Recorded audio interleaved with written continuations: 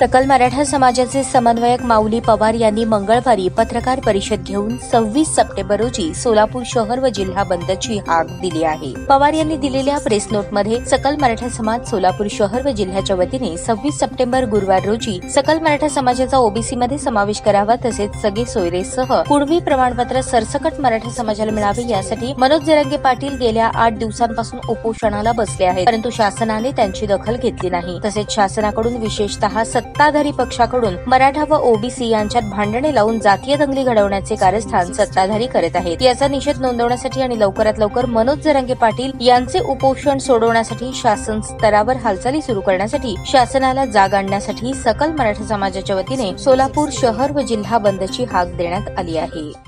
मनोज दादा जरांगे पाटलांच्या उपोषणाचा आज 8वा दिवस आहे। काल सरकारची राज्य मंत्रिमंडळाची बैठक झाली। त्या बैठकीमध्ये तिल्लारी कुणबी आणि ताक कुणबी म्हणून 3 जातीचा पोटजातींचा त्यांनी ओबीसी मध्ये समावेश केला।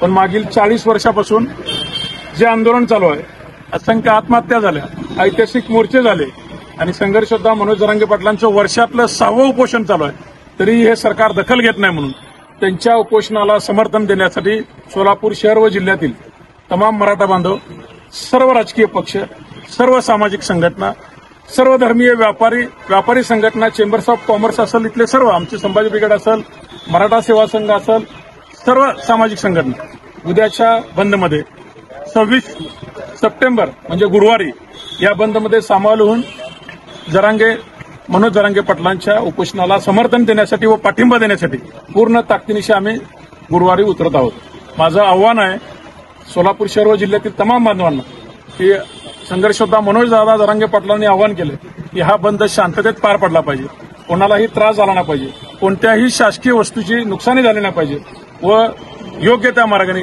जसं आपण आतापर्यंतचे सगळे आंदोलन केले त्याच मार्गाने आपण उद्याच्या परवा दिवशीचं गुरुवारचं आंदोलन आम्ही यशस्वी करून दाखवू।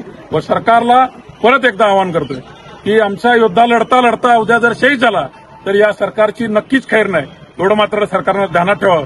नाहीतर असा परत आम्हाला आमच्या समाजाला एवढा प्रामाणिक नेता मिळालेले नेते सगळे बघितले, आपण सगळे आपले घराभराचे काम करतात, पण आमच्या समाजासाठी स्वतःच्या घरावर तुळशीपत्र ठेवून एका सर्वसामान्य ऊसतोड कामगारानं जे ऐतिहासिक आंदोलन उभा केलंय त्या आंदोलनाला सर्व धर्मीयांनी पाठिंबा दिलेलाच आहे। अजूनही परवा दिवशी देतील अशी अपेक्षा बाळगतो आणि सर्व पत्रकार बांधवांना अनेक विनंती करतो तेवढ्याच ताकदीनं तुम्हीही असं वार्तांकन करा की लवकरात लवकर सरकारनं या आंदोलनाची दखल घ्या। त्या दिवशी मोर्चा किंवा सभा असणार आहे का तुमच्याकडे? नाही, आपण फक्त बंदचं आवाहन केलं।